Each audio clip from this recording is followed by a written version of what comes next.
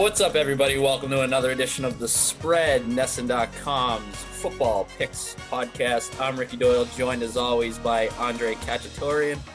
Andre, we're running a little bit of a different offense today. I guess we're going with a single back set because we're down a man. We are. Mike Cole, our usual, quarterback, I guess. He'll usually start the show and lead the way. He is a father. Yeah. So don't be alarmed. It is for good reason that he is not on the show this week. Hopefully this whole show doesn't turn into like the Denver Broncos running the quarterbackless offense a few weeks ago against the New Orleans Saints. But I have faith in our ability. We've been through this before, just you and I. So I have faith in our ability to tread water at least until he comes back. When I don't know when that's going to be. It could be Super Bowl week. Maybe he won't come back. We don't know at this point, but. Certainly congratulations to Mike on baby Teddy.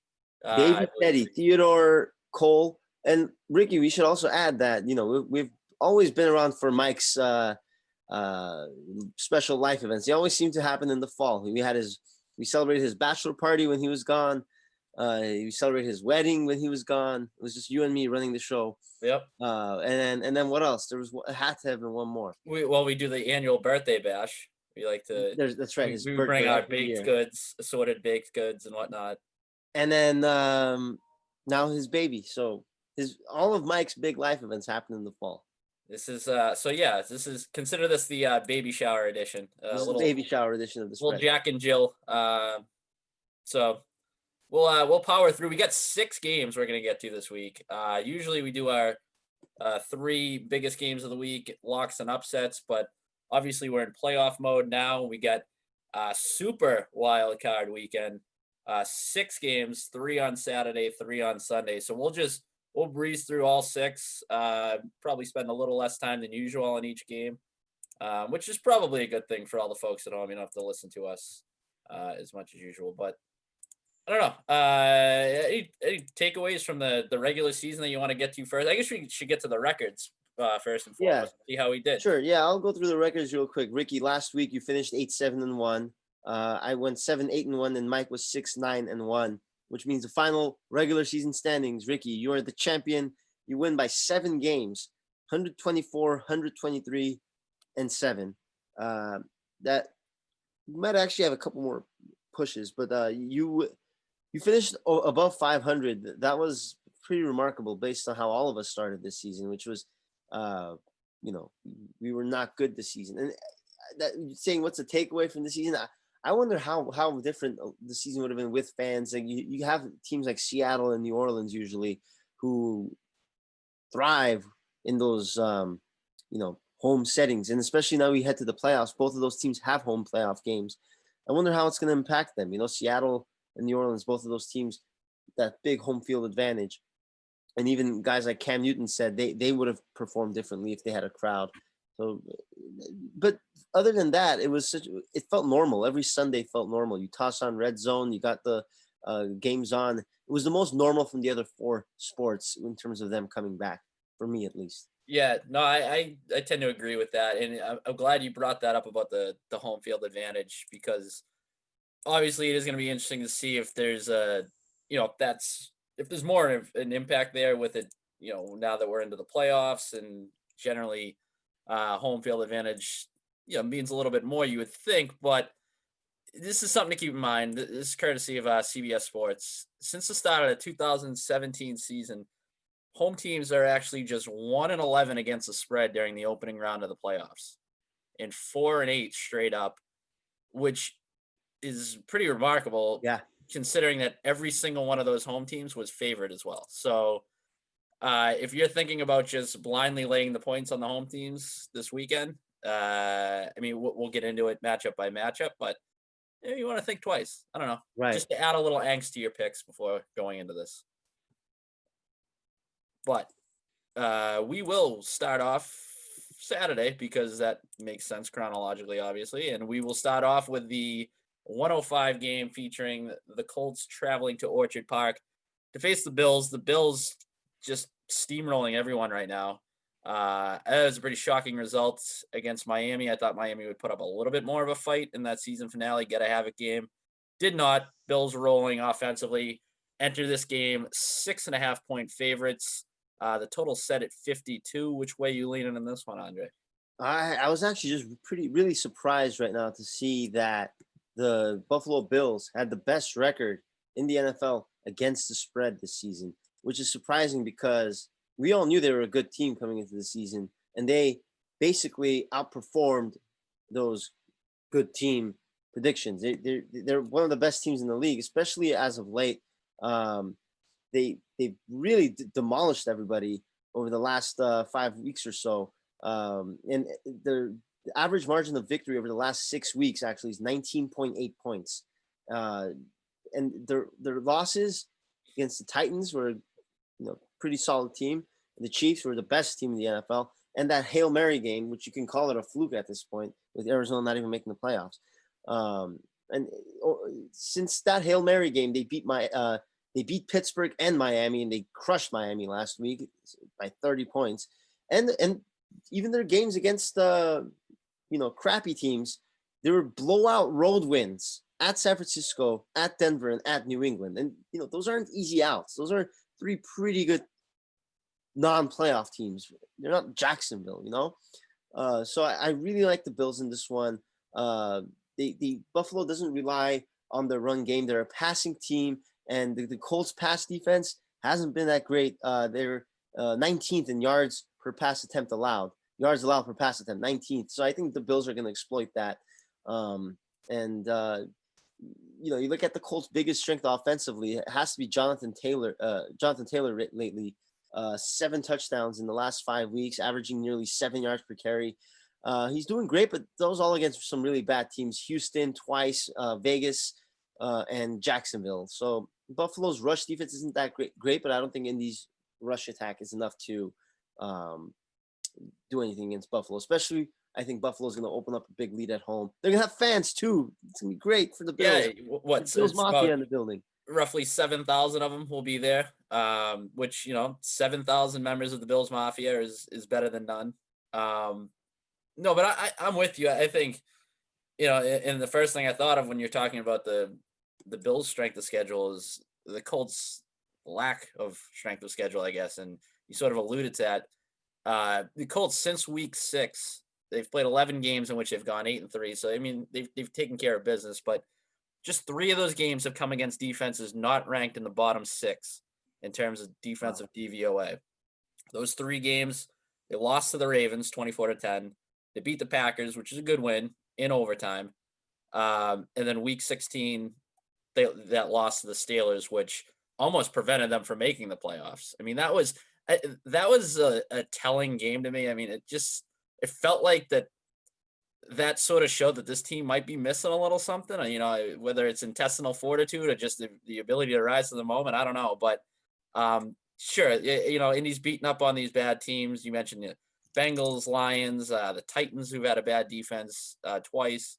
They've played the Texans twice, the Raiders, Jaguars are terrible. So, they can move the ball against those teams. It's going to be they'll face a little bit more resistance this week. And ultimately, I just think that, I think Buffalo is going to be able to get out to a lead here, in which case, Indy wants to rely on that run game, but I'm just not sure they're going to be able to do it. The Colts 24th in opponent first half points per game. The Bills second. So, if Buffalo gets out early and Indianapolis has to throw the ball, I don't like their chances to get back into it. Yep. Obviously, Josh Allen playing at an extremely high level right now, so it's just a significant quarterback advantage.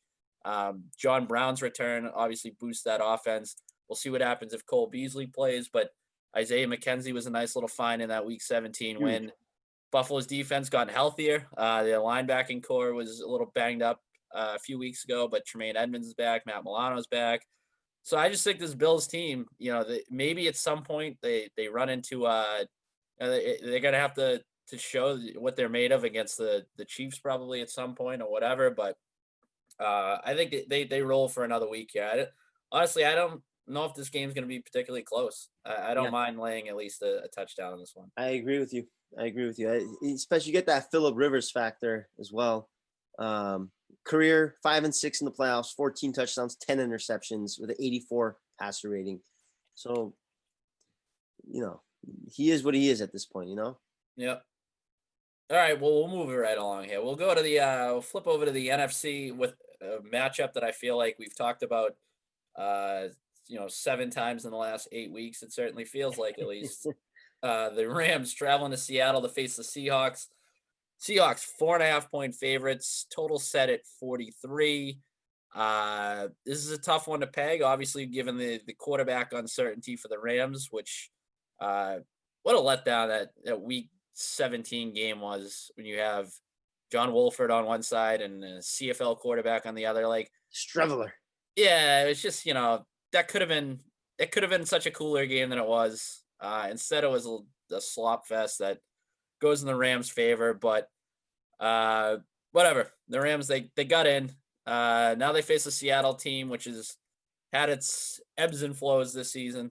So I don't know which way you're leaning here, but Just to touch on that Week 17 game too, it's just it would have been so much better for the NFL if the Cardinals won that game too. Because do we really want the Bears in the playoffs? We'll get to that later on. yeah, But the yeah, just the Kyler Murray having the Cardinals there, DeAndre Hopkins, it would have just been a better product, I guess. But I think this is I don't know who's going to win this game. I should mention, by the way, that I was all over the Rams making the playoffs this year. If you want to, if we can go back and check tape, and you scoffed at me in the preseason edition, but here we are, Yeah, and 17 weeks later. I said the Cardinals would win the NFC West, and it certainly was trending that way first half of the season, but they fell apart. I did say the 49ers wouldn't make the playoffs, though. Got that right. But I didn't expect the Rams defense to be as good as they were. And I honestly, because of that defense, I'm taking the points here with the Rams. I think that's a lot of points. What is it, 4.5? You said 4.5, yeah. 4.5 points. And look, that last meeting between the Rams and the Seahawks, the Rams were stopped on the goal line stand at some point in that game against the Seahawks. If they convert that, they cover that 4.5 point spread in that game. Well, that's the spread wasn't 4.5 in that game, but if it were, then they would have covered it. So Goff or no Goff, I don't think it really matters. That Rams defense is going to be the reason why this game is close. I don't know if they win or not. I want to say Seattle wins, but I do think the Rams keep this one close. Um, they're both excellent teams. Seattle's opponents over the last 6 weeks, they played basically the entire NFC East: Eagles, Giants, and Washington. Plus, they played the Jets and also San Francisco, and also LA. So not the best bunch of quarterbacks. So it's basically what they're doing again. They go up against either Wolford, probably Goff, but even Goff, I'm not really sold on him. So yeah, I'll take the points here with the Rams. It's just it's two evenly matched teams, and it's really hard for me to pick a winner. So when that's the case, I'm going to take the points. Yeah, these two teams split the season series. Rams winning in week 10, 23-16 in LA. Seahawks winning week 16, 20-9 in Seattle. I'm going to take the Seahawks in this one. I've loved that Rams defense all season, but I really just I'm not sure they're going to be able to do enough offensively with or without Jared Goff. Especially, say Goff does come back, we're looking at some rainy conditions in Seattle on Saturday. So that's not ideal for a guy dealing with a thumb injury. That could be a problem. And interestingly enough, as much as I like the Rams defense, this pick is sort of predicated on what I've seen from the Seattle defense. Right. They're in a much better place now than they were really at any point this season. You look back after that week 10 loss to the Rams, they were allowing 448.3 yards per game, which was, a historically bad pace. They're on pace to, shatter the NFL record for yards allowed. Since then, they've been third in yards allowed per game, second in pass yards per attempt, and second in sacks. Certainly the return of Jamal Adams has helped that team. The trade deadline acquisition of Carlos Dunlap has helped that team. It looks like a completely different unit, which is kind of important because I don't know what's going on with Russell Wilson in that offense, but it hasn't really been clicking like it was earlier in the season. But Seahawks, you look number one in run defense. I think that'll play a role this week with a Rams team that obviously has to lean on the ground game, given its quarterback issues. And I just think for that Rams defense, as good as they've been both against the run and against the pass, I just don't know if they're going to generate enough splash plays. Only 12% of their defensive drives ended in a turnover. That's 17th in the NFL. So this isn't a team that necessarily goes out. It's not a ball hawking team. They're going to take the ball away at a crazy clip. So I just think that Seattle's going to be able to do enough offensively. I might, total at 43. That's a low number to hit the under. Honestly, I would take the under on that. I just don't know where points come in this game. I think I Russell think Wilson the points makes going to be a premium. Yeah, I think Wilson makes a couple big plays in the third or fourth quarter in the second half that allows Seattle to win this game. But again, 4.5 points is a lot. I do think that 43. I would take the under and the points. And look, Rams allow the fewest yards for pass attempts. So Seattle's going up against this really stingy pass defense. But you're right, that Seattle run defense is extremely good too. And I just don't know where you get points. I think you can get a 13-10 game. Yeah, I mean, for the Rams, basically they benefited from everything in that game against the Cardinals. I mean, they dominated the time of possession. They forced the turnover, but most importantly, they didn't have to deal with Kyler Murray for most of the game. Yeah. Dealing with the CFL quarterback. So, it's just kind of limping into the playoffs at this point. And Seattle, like I said, that defense has been good enough that I trust that they'll cover here. Yeah, no, I agree. You want to move on to Saturday night? Thank God, because I'm kind of sick of that matchup. So thankfully that's the last time I'll have to talk about it this year. Saturday night. This is a weird little game. We got I think we sort of looked ahead to this being a potential matchup a few weeks ago, and here we are. The Bucks traveling to the nation's capital face the Washington football team. Bucks 8.5 points. I think it's up to right now. That number it seems to be climbing though. We might be able to get it a little bit more before this closes out. So, if you like the Bucks, probably jump on them now. Total at 45.5. Which way are you leaning? Washington just squeaking in, by the way. I should have got your thoughts on that whole situation. Yeah. I mean, I think my thoughts on that Washington Giants-Eagles situation is, I mean, if you're the Giants, I like Mike Cole, our best friend and host of the spread. He had a nice tweet saying, I would feel bad for the Giants if they were in a 6-10 team. So I'm not going to sit here and cry about 2 or 3 C- teams here. And that's what Washington is. I mean, they have their strengths, which is the defense. But at the end of the day, Tampa Bay also has an extremely good defense as well. That's not just a Tom Brady-led team. That defense is extremely good. That pass rush is very good. And Washington allowed 50 sacks this season. I think at the end of the day, this game is going to be decided in the trenches. Sure, Washington has a pretty solid pass rush, but the Bucks have allowed the 4th fewest sacks. They have very strong offensive line, and I know the way to beat Tom Brady is to hit him in the mouth, make him feel uncomfortable in the pocket. But that Tampa offensive line has really helped him out this year, and he's only eaten the dirt 4th fewest times this year. So that's the difference. I think Tampa Bay blows out Washington. Their offense is extremely good. Not maybe blow up, but they win by 14 points. And I don't know where the points come from Washington. I mean, Alex Smith, he's not what he was 2 or 3 years ago. That offense is just so where do the points come from? It's just, maybe a few weeks ago, I would have liked this pick for Washington much more, but it just feels like, offensively, obviously Alex Smith not moving around great, which is, you're going up against the Bucks defense that's 2nd in pressure percentage, 1st in DVOA against the run, 5th against the pass. So well-rounded unit. They get after it a little bit, and it's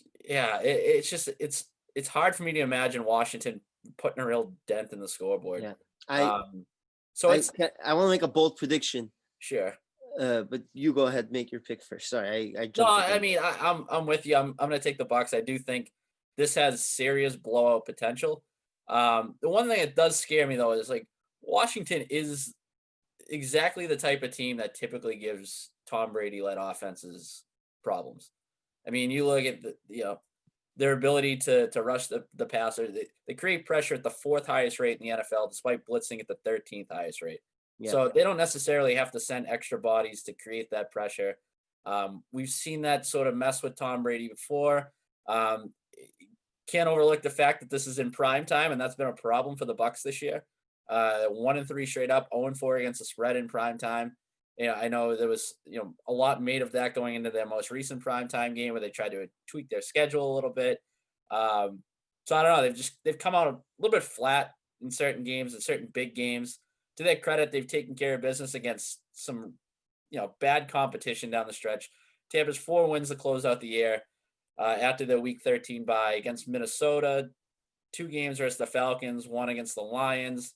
All 5 of their losses this year have been against playoff teams. Only 1 of their wins has come against a playoff team, and that was Week 6 against the Packers. Obviously, a lot has changed since then. So there are reasons to lay to take the points here and hope for the best with Washington. But to your point, offensively, I think it could be a little bit of a grind for them. And I wouldn't be shocked if Tampa wins this in a blowout. Yeah, and you look at Alex Smith. Yeah, sure, Washington is 5-1 with him as starting quarterback, but he has more interceptions than touchdowns. 6 touchdowns, 8 picks, and Tampa Bay, they have the 6th best turnover differential. So they can absolutely force some takeaways. They had also the 5th most takeaways. So maybe Alex Smith throws a couple picks here. And again, I'm not saying it's going to be like a 48-10 blowout victory for the Bucs, but I do think they cover that spread, win by a couple touchdowns. And big Ronald Jones game too. Washington, their rush defense isn't as strong as their pass defense. So I think Ronald Jones, he averages 5 yards per carry. I could see the Tampa Bay really leaning on the run in this one as well. What's your bold prediction? Oh, that Alex Smith won't finish this game.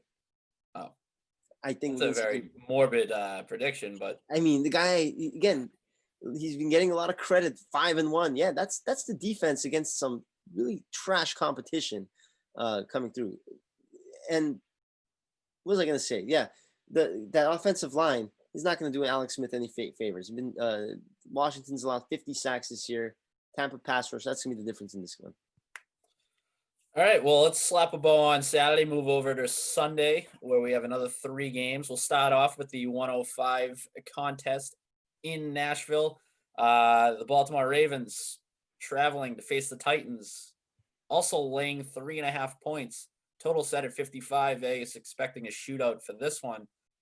This is another game where we saw back in Week 11, the Titans won that one 30-24, and this is also a rematch of last year's divisional round, won by the Titans 28-12, sparking their deep playoff run. So there's a little bit of a revenge factor here if you're the Ravens. Yep.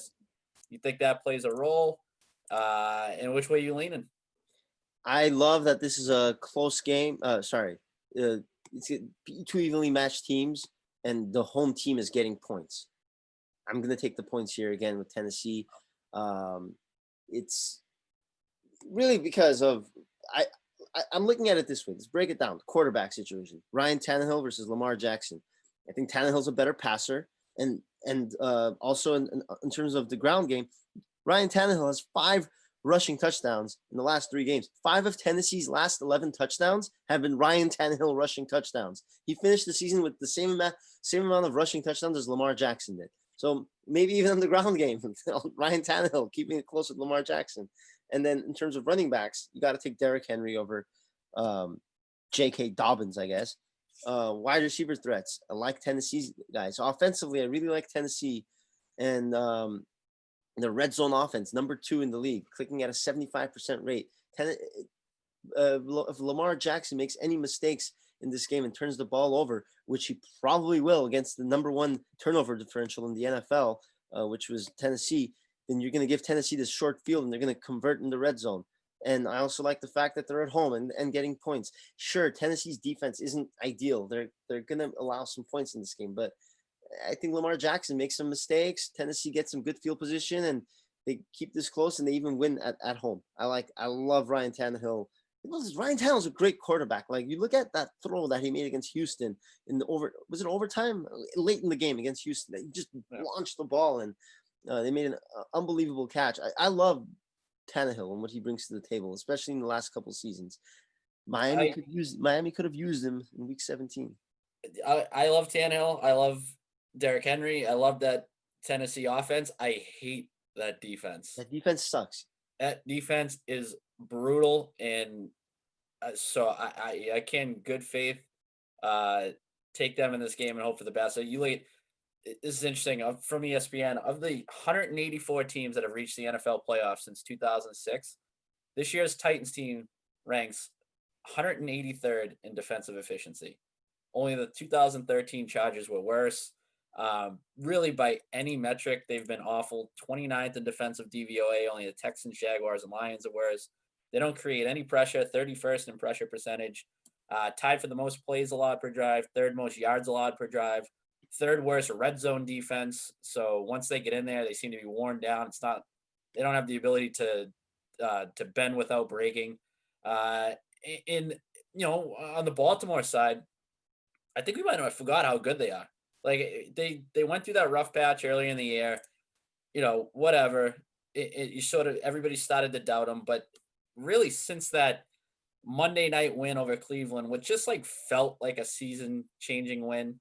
Like it just I don't know. It felt like the start of them building momentum, and then obviously their last 3 games they've played trash competition. I'll give you that. Trash. But one thing they do is they beat up on bad teams. Like Tennessee's a really good team though. Yeah, but not defensively. They So, lost like, to them already once. It's all right. You look at the last 2 most recent matchups against them, that Week 11 game, and even the divisional round last year. Like they've had their way with them offensively, but it's just a matter of like you said, they can't turn the ball over. Like they I had think that will happen. They were up 21-10 in the third quarter of that Week 11 game, and that's when turnovers became an issue. You look playoff game, they outgained them in yards per play, first downs, time of possession, really everything. But it's just mistakes, and there were some fourth downs that they didn't convert on.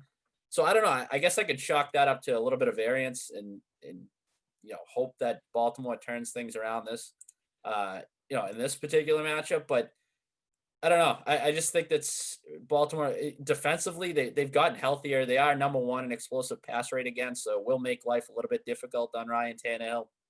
I also think this is another situation, much like that Bills Colts game, where Ravens might be able to throw them out of their game plan a little bit because the Titans are a team that is susceptible to giving up points early, 23rd in opponent first half points per game. Ravens, meanwhile, do a good job of holding their opponents down in the first half. First in opponent first half points per game. So, if Baltimore comes out, scores a couple early touchdowns, and forces Tennessee to become one-dimensional, lean on the pass, that's sort of the path to victory, I think, if you're Baltimore. I don't know. I don't know if that happens. The Baltimore rush defense, they're 15th on Pro Football Focus. Middle of the pack rush defense, and middle of the pack isn't going to get the job done against Derrick Henry. Yeah, Tennessee struggled against Green Bay, and Green Bay's rush defense isn't all that great, but that's not going to work every single time. Green Bay got up, like you said. Baltimore's key to success is to get up early in Tennessee, force them to be one-dimensional. But can we really guarantee that happening? Especially Lamar Jackson, so turnover prone against the team with the best turnover differential. I just think Tennessee has Baltimore's number. Tennessee's the last team Baltimore want to face in the playoffs. I think so. The last 2 meetings haven't gone their way against them. I think and Lamar Jackson, he's 0-2 in the playoffs. There's a lot of pressure on him in this game. If he loses this game again, that's 0-3 in the playoffs. He's going to become that guy that can't get it done in the playoffs. So that pressure is going to be too much for him. I feel like maybe that I don't know that defense. I can't roll with that. I understand. Defense. I understand. Let's move on to what is undoubtedly the worst matchup of the weekend, in my opinion. Yeah. The Bears traveling to New Orleans. Bears just sort of backing their way into the playoffs. They'll face the Saints, who are 10-point favorites. This game, the mid-afternoon game on Sunday, so it's probably a good time to duck out to Home Depot or do whatever you got to do. Total set at 48. You see any chance of the Bears making this competitive? Because I know earlier you sort of alluded to it that they shouldn't be in the playoffs. So I don't know if maybe is that point spread scare you off though? Yeah, I don't think so, man. Chicago has the lowest yards per play differential among all of the playoff teams. Meanwhile, Saints are 4th this season. They're a very complete team. They can beat you in many ways. Obviously, they have Drew Brees, Alvin Kamara, and then they can beat you with the Taysom Hill stuff that they pull off against their opponents. And the Bears, they just haven't beaten anybody of note. That Thursday night victory against Tampa Bay, 1-point victory at home, was a Thursday night game against a 43-year-old quarterback on 3 days rest. Their losses have come to the Colts, Rams, Saints, Titans, Vikings, and the Packers twice. They can't beat the good teams. And the Saints are one of the best in the league. So I think Chicago struggles in this one. Sure, yeah, Mitch Trubisky, they look better with him, but that Saints defense is just very complete. Elite rush defense. It's going to be a very Trubisky-centric game for the Bears, and that's never a good recipe for success. I would be much more confident if the fans were there in New Orleans in that Superdome, but I'm still fairly confident in this one. Yeah, I really can't find any reason to take the Bears other than maybe just hoping that New Orleans comes out a little flat offensively. But I think that, like, I think their upset loss to Minnesota in the playoffs last year might be, might be top of mind. Like, I don't think that they're going to come in and take Chicago lightly. No. The Bears, they did have that little late season surge offensively, but again, that was going to factor in the level of competition there. They were beating up on some bad defenses. New Orleans, their defense for really since like the entire second half of the season, for the most, I mean, you could say the season in general, has been among the best. I mean, just talent at all three levels. So I do think they'll make life difficult on Trubisky. The offense, you can, obviously Drew Brees has sort of gained this dink and dunk reputation, but going into week 16, he was completing 70% of his throws in the 15 to 20 yard range. Wow. Second best mark in the NFL. So, they're able to do some things with those intermediate routes. If Michael Thomas comes back, that's obviously a jolt for them. You just sort of cross your fingers and hope that Alvin Kamara will, be medically cleared to play. But just a lot of talent on that New Orleans team. Maybe once they run into stiffer competition later in the playoffs, they'll have some problems. But this to me feels like a game that they should take care of business rather easily. Yeah. I just don't know. I don't know unless the Bears get that, they turn back the clock a couple seasons and you get, a Khalil Mack strip sack or a pick six here or there. I think that's the way you win this game if you're Chicago, but I don't see that happening. It'll be a very sad day for our very good mutual friend from Chicago, Leafy Lauren, who's a big Bears fan, and yeah, she's not going to be too thrilled. So you gotta rake the leaves, I guess. Yeah. Oh, just get a couple extra bottles of wine or something. Tune out a little early. So all right, this game we'll get into it, but there was some late breaking developments while we were about to come on the air. So the Browns and Steelers, this will be the final game of the weekend, assuming it goes off without a hitch. Browns traveling to Pittsburgh, where the Steelers are 4.5-point favorites, total set at 46.5. This obviously a rematch of week 17. Tough to deduce too much from that game, though, obviously, given that Pittsburgh rested a lot of their starters, including Ben Roethlisberger. These two teams split the season series in addition to that week 17 game. The Steelers blew out the Browns in week 6, 38-7 in Pittsburgh. But the development here, though, is that Kevin Stefanski, Browns head coach, is among 5 positive COVID-19 tests and therefore will not serve as the acting head coach this weekend. I'm sort of just reading up on it now. Like I said, just came across. Stefanski, 2 additional members of the coaching staff and 2 players reportedly testing positive. So therefore will not be available. The Browns said that the special teams coordinator will serve as the acting head coach. So just a team that's in flux, and we talked about it before we came on. This Browns team has been dealing with COVID as much as anybody really over the past several weeks. I mean, they had that one game where they did not have a wide receiver basically. And they were just forcing the ball to Austin Hooper. They had a couple issues this past week as well. So they're a team that have been battling the coronavirus, and it continues into the playoffs here. Deck is stacked against them a little bit as it is, given their track record, not only in terms of their own playoff utility, but against the Steelers. So I don't know. Is this first of all? What do you make of the news? Does that factor into your pick at all? And do you think that they could make this a competitive game? Does Because Nick as we Chubb have know, COVID? it's AFC North football. It is AFC North football. And does Nick Chubb have COVID? Not to my knowledge, no. I don't think But it I matters. wouldn't, I wouldn't I don't rule it think it out. You matters. don't know. As long as Chubb is there, I think the Browns are going to be able to keep this within the number. I don't know if they're going to win the game, but that's 4.5, 5 points. That's a lot of points, especially against the Steelers' rush defense that has kind of stunk lately. Since week 8, they've allowed 4.7 yards per carry. That's the 8th most in the NFL. They started the season with one of the best rush defenses in the league, and that's kind of fallen apart over the last half of the season. So then I think the Browns are really going to be able to take advantage of that. I don't think the drop off between Mason Rudolph and Big Ben is all that much. I think Big Ben should probably consider retirement. When you consider that the Steelers averaged just 6.3 yards per pass attempt this season, I think that was 30th in the league. Big Ben wasn't really doing much for that offense anyway. This is a very defensive centric team, and their rush defense is not what it used to be in the first half of the season. I think Nick Chubb is going to be very successful in this game. And the Steelers allowed nearly 200 rushing yards against the Browns last week. I think Chubb can take over this game, keep this one close at least, because that is still a very strong pass defense that Pittsburgh has. And but I wouldn't be surprised if the Browns win this game. A lot of people are writing them off just because Week 17 was a close one. So it's funny. In my notes here, prior to that news breaking, just have a thing that says the biggest thing holding back the Browns might be COVID. And interestingly enough, that that remains the case, and maybe more so. Because I actually, I like the Browns. I'm gonna stick with the pick. Even in spite of the news, I don't know if they win though.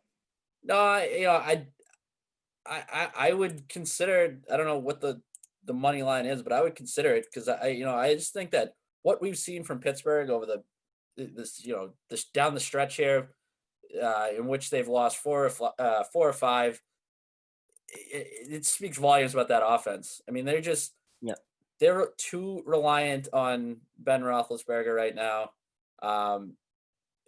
given their lack of a running game. I mean, it starts up front with that offensive line. They're just not creating the running lanes. 28th in run block win rate according to ESPN Analytics, 31st in run blocking according to Pro Football Focus. This is a team that in the passing game they rely on a lot of their short routes, and you've had receivers dropping balls, so it's just really no fluidity to that Steelers offense. And I know they had that comeback against Indianapolis, but that also was an indictment on the Colts' inability to come up with a stop. So I think that Pittsburgh could continue to have some problems offensively. Meanwhile, the Browns, you mentioned Nick Chubb and that rushing attack, and again, it starts up front. I mean, that Browns offensive line has been really good. Maybe the best offensive line in the NFL outside of, I'd put probably the Packers up in that category as well. They're number 1 in pass blocking and run blocking according to Pro Football Focus.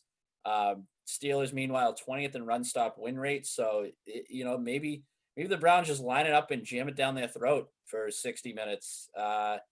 In which case you sort of take away Pittsburgh's biggest strength, being their pass rush. And this could be another week where Steelers injuries at the second level. I mean, they've been banged up. Bud Dupree, Devin Bush, Robert Spillane, like they across the board just been losing linebackers. Going up against a team that likes to run the ball doesn't bode well. So sure, I get scared off a little bit by that news today that all of a sudden there's special teams coach is going to be pulling the reins, calling the shots. I also look, the Browns haven't won a game at Heinz Field since 2003. 0-17 straight up, 5-11-1 against the spread. This being their first playoff game since 2002, ending the longest active streak in the NFL. We don't know how Baker Mayfield's going to respond to the big moment in the NFL level. So there's just a lot of questions about the Browns, but I just think from a personnel standpoint, this has the potential to be a bad matchup for Pittsburgh. So I wouldn't be surprised if Cleveland wins this game. No, I wouldn't either, but I just think being at home, Baker Mayfield, maybe like his first playoff game, maybe the moment gets to him. But I do think that Rest has been a big factor for Pittsburgh. They had their bye week in week 4, and then in They didn't really December, have the bye week.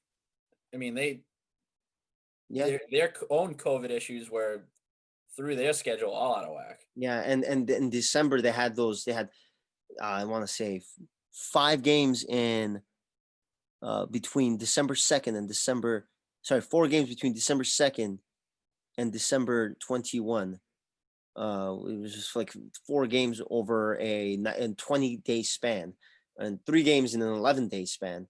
Yeah. I mean, that's a lot of football since December.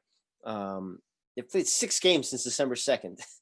So, and they haven't had their bye week since week 4. So I think that's kind of what's happening with Pittsburgh here. It's kind of why they rested Big Ben in week 17. But they're exhausted. They could have really used that bye week in the playoffs, number 1 seed, but they didn't get it, and I think that's going to hurt them. Maybe not this week, but definitely in the divisional round. Yeah, this feels like a field goal game. Yeah. Yeah, that's just at the end of the day, it feels like a field goal game. Yeah, it's kind of similar to that Rams Seahawks game. It's divisional rivals, field goal game. If you're giving me points, I'm going to take them. Do you want to give a Super Bowl pick? Should we really go on a limb here in addition to these games, or is there? We kind of touched on this last week, I guess, about whether there are any teams where you could find some value with Super Bowl futures. I think it's pretty clear who the 2 best teams in the NFL are. Like, I don't think it's not by accident that the Chiefs and Packers locked up the number 1 seed in their respective conferences and have the bye. I think Kansas City's going to shoot themselves in the leg by giving themselves so much time off, week 17, and also having a bye week this week. I think they're going to shoot themselves in the leg, losing the divisional round. Okay, that's my bold prediction. Super Bowl pick from the AFC. I'm going to go with Tennessee going to the Super Bowl against Tampa Bay. That's my Super Bowl prediction. So who's winning? I would go with Tampa Bay. All right. Interesting. I just think it's going to be hard for the Saints to beat the Bucs 3 times in one season if they match up. So I'll take the Bucs there. I think the Packers, they're a good team. Yeah, they can also go to the Super Bowl, but I don't know. It's so hard. There's a lot of good teams out there, but Bucs over Titans. That's my bold Super Bowl prediction. I think the Bucs get past this week versus Washington and then get punched in the mouth by Green Bay. I think the Packers are going to win it, and I'm not just saying that because our own Mike Cole is a Packers fan and just had a child, and I would like for that child to be welcomed to the world with a Packers Super Bowl parade. Yeah. Or a virtual parade, whatever the celebration may be. But yeah, I think Green Bay has just talent at a lot of the key positions. Left tackle, cornerback. They get a little bit of a pass rush. Good, one of the best receivers in the NFL. Good running game, and then obviously the quarterback. So I don't know. I think the stars are sort of aligning for them. AFC, I feel like the Chiefs are the very chalky pick. So I'll stay away. I'll say maybe Buffalo. Maybe Buffalo gets in there. Buffalo's becoming a chalky pick, though. Yeah, I know. That's why I'd like the. So if we're going off the radar a little bit, you went Tennessee. I'll go on the other side of that matchup. I like Baltimore. All right. So I think they're getting hot at the right time. But either way, I think whoever gets to the Super Bowl loses to Green Bay. So there you have it. Fair. No, I agree with you. I think that Tampa Bay versus Green Bay, which could happen next week, that matchup will determine who goes from the NFC. And then there's the Saints too. I mean, but again, Saints beating the Bucs 3 times in one season, I don't know. It'll be tough. That in Saints traveling to Lambeau could be an issue for them as well. That as well. And then you have Seattle too, but I mean that defense has its flaws. I don't think they do anything. Well, we'll see. We'll come back next week. I don't think they'll go that deep. We'll come back next week and reevaluate. Yeah, we'll probably have Washington versus Indianapolis. Yeah. All right. Well, we'll get the hell out of here. This has been the Super Wildcard edition, Super Wildcard Weekend edition of The Spread. I'm Ricky Doyle, joined as always by Andre Khatchaturian. We hope Mike and the baby are doing well we send our best, not just him, to his wife Caroline as well. I mean, that's clearly she did the heavy lifting there, so certainly should have given her the first tip of the cap. But seriously, hope everything is going well there. And if Mike does come back for the Super Bowl, we will welcome him with open arms. But until then, we will ride off into the sunset and return for the divisional round next week.